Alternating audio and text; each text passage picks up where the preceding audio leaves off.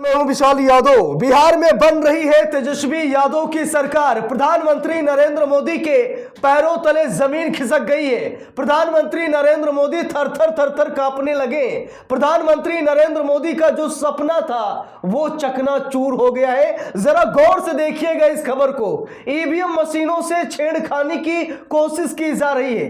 कहीं पर सीसीटीवी कैमरे बंद किए जा रहे हैं तो कहीं पर हैकरों को स्ट्रांग रूम में घुसेड़ा जा रहा है तो कहीं पर ट्रक वज्रगृह में भेजा जा रहा। दोस्तों बहुत बड़ी खबर है। आरजेडी प्रदर्शन पर उतर आई है। जरा गौर से सुनिएगा।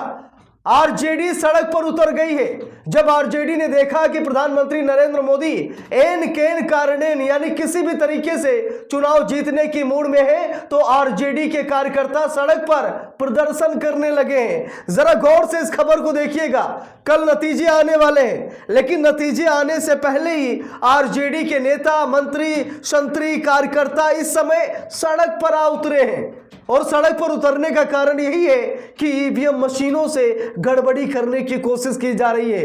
पूरा देश ये जान गया है कि बिहार में महागठबंधन की सरकार बन रही है। तेजस्वी यादव मुख्यमंत्री बनने जा रहे हैं, क्योंकि जब जब वोटिंग परसेंटेज बढ़ा है तो बिहार में आरजेडी की सरकार बनी है। और इस बार तय माना जा रहा है कि आरजेडी सत्ता में आ रही है तो अब सरकारी मशीनरों का दुरुपयोग करने की कोशिश की जा रही है। अब जरा खबर देखिए, लिखा भी है जागरण अखबार, जो कि बड़ा अखबार है, इस अखबार ने खबर भी छाप डाली है।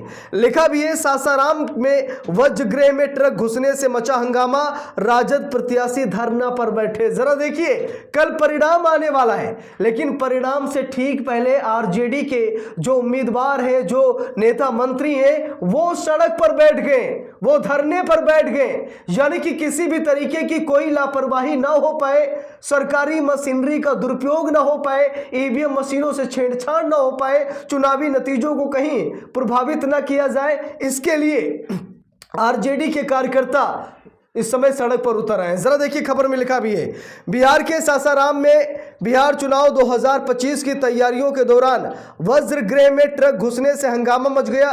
राजद प्रत्याशी ने विरोध में धरना प्रदर्शन शुरू कर दिया है, जिसके बाद जमकर विरोध हुआ। जरा देखिए, वज्रगृह वो जगह है जहां पर ईवीएम मशीनों को रखा गया है। अब भाई वहां ट्रक क्यों अंदर जा रहा, सबसे बड़ा सवाल है। अभी कुछ दिन पहले हमने आपको खबर दिखाई थी जहां पर सीसीटीवी कैमरे को बंद किया गया। स्ट्रांग रूम में 5 से 6 लोग आते जाते दिखाई दे रहे थे। भाई जब इतनी कड़ी सुरक्षा है तो वहां पर 5-6 लोग क्या कर रहे थे, सीसीटीवी कैमरे क्यों बंद किए गए? और आज तो भाजपा ने हद ही कर दिया कि वहां पर ट्रक घुसेड़ दिया। जरा देखिए, खबर में लिखा भी है, खबर की हाईलाइट से लिखा है कि सासाराम वज्रगृह में ट्रक प्रवेश, राजद प्रत्याशी का धरना प्रदर्शन, चुनाव सुरक्षा पर उठे हैं सवाल। जरा देखिए, लिखा भी है विधानसभा चुनाव के वज्रगृह केंद्र बाजार समिति तकिया परिसर में टीन का खाली बक्सा लदा ट्रक प्रवेश करने पर बवाल मच गया। राजद सहित कई प्रत्याशियों के समर्थकों ने वज्रगृह केंद्र के गेट पर पहुंचकर हंगामा किया। सूचना मिलने पर डीएम उदिता सिंह तथा एसपी रोशन कुमार मौके पर पहुंचकर मामले की जांच पड़ताल उन्होंने की। लिखा है राजद के कई प्रत्याशियों ने वज्रगृह के अंदर सीसीटीवी खराब होने की शिकायत भी की है। इस घटनाक्रम के बाद कुछ देर के लिए दिनारा के राजद प्रत्याशी राजेश यादव, सासाराम के प्रत्याशी सत्येंद्र शाह ने प्रत्याशी अनीता चौधरी धरना पर बैठ गए। जरा देखिए, आरजेडी के प्रत्याशी, आरजेडी के कार्यकर्ता धरने पर बैठ गए। यानी कि बिहार में बेईमानी और मनमानी नहीं चल पाएगी। अगर मोदी शाह ये कोशिश कर रहे हैं कि बिहार में मनमानी चलेगी, बेईमानी चलेगी, जैसा हमने महाराष्ट्र में किया, जैसा मैंने हरियाणा में किया, राजस्थान, छत्तीसगढ़ में किया, लोकसभा चुनाव में किया, वैसा ही हम बिहार में कर लेंगे। लेकिन वो बिहारी हैं, रात भर जाग कर ईवीएम मशीनों की रखवाली करने की कोशिश कर रहे हैं कि कहीं ईवीएम मशीन की कोई गड़बड़ी ना हो जाए, कहीं फेरबदल ना हो जाए, कहीं ईवीएम मशीनों को बदल ना दिया जाए। इसको लेकर के आरजेडी के कार्यकर्ता मुस्तैद हैं। यहां तक कि सुबह ही मैंने आपको खबर दिखाई थी, तेजस्वी यादव ने खुद उम्मीदवारों को फोन किया, वीडियो कॉन्फ्रेंसिंग के जरिए उनसे मीटिंग की और चौकन्ना रहने का आदेश दिया है। तेजस्वी यादव ने फोन किया अपने कार्यकर्ताओं को, नेताओं को, कि किसी भी तरीके की कोई लापरवाही ना हो पाए। जो भी बूथ एजेंट हैं उनको मजबूत किया जाए, वो डरे ना किसी से, वो किसी के दबाव में ना आए। और कोई शिकायत अगर हो तुरंत हमें बताएं। तेजस्वी यादव ने पूरी तरीके से अपनी फौज उतार दी है इस चुनाव में कि कोई गड़बड़ी ना हो पाए, मशीनरी का दुरुपयोग ना किया जा सके। लेकिन इसी बीच ट्रक घुसने से बवाल मच गया है। जरा देखिए वो तस्वीर है जहां पर ट्रक आप लोगों को वज्रगृह में प्रवेश करता दिखाई दे रहा है, जिसकी वजह से आरजेडी के नेता धरने पर बैठे हैं। यहां पर लिखा भी है, डीएम एसपी ने राजद प्रत्याशियों और उसके समर्थकों को समझाने का प्रयास किया। प्रत्याशियों और उनके समर्थकों का आरोप है कि पुलिस प्रशासन की ओर से मामले को दबाने के लिए उनके खिलाफ बल का प्रयोग किया गया है।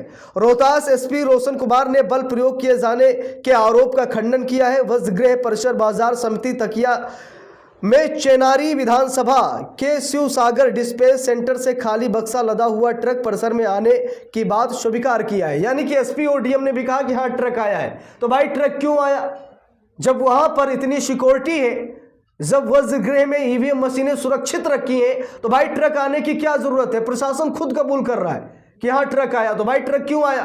क्या ईवीएम मशीनों की फेरबदल करने की कोशिश थी? यह भरी भराई ईवीएम मशीनें बाहर रखकर जो वोटिंग में इस्तेमाल हुई ईवीएम मशीनें उनको बाहर निकाल दिया जाए और भाजपा की गठबंधन की सरकार बना दी जाए? क्या ऐसा कुछ प्लान था क्या? अगर ऐसा नहीं था तो ट्रक वहां पर कैसे आया, यह सबसे बड़ा सवाल है। देखिए यहां पर लिखा भी है खबर में, जिला निर्वाचन पदाधिकारी सह डीएम ने इस मामले में चेनारी विधानसभा के निर्वाची पदाधिकारी सह एसडीएम रोहतास ललित रंजन से स्पष्टीकरण पूछा है। स्पष्टीकरण में पूछा गया है कि वज्रगृह को सील कर दिए जाने के बाद आखिर किस परिस्थिति में खाली बक्सा लदा ट्रक भेजा गया था। बताते चले कि सासाराम नगर थाना क्षेत्र के बाजार समिति परिसर में ईवीएम का वज्रगृह बनाया गया। जरा गौर से सुनिएगा। अब एक ऐसा ट्रक था जिसके अंदर खाली बक्से लदे थे। अब जरा सोचिए खाली बक्सा क्यों था?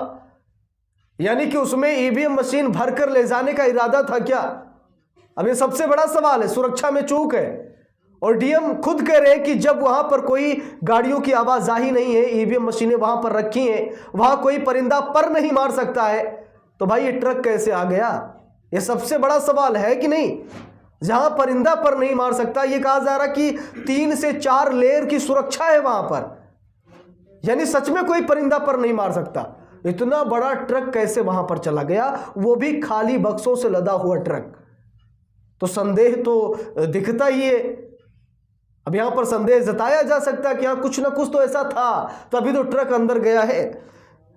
तो बात यह है कि बिहार में महागठबंधन की सरकार बन रही है, तेजस्वी यादव मुख्यमंत्री बन रहे हैं, लेकिन भाजपा हर प्रयत्न कर रही है कि किसी भी तरीके से इस जीत को हार में तब्दील किया जाए और अपनी हार को जीत में तब्दील किया जाए और अपने आप को विजय घोषित किया जाए।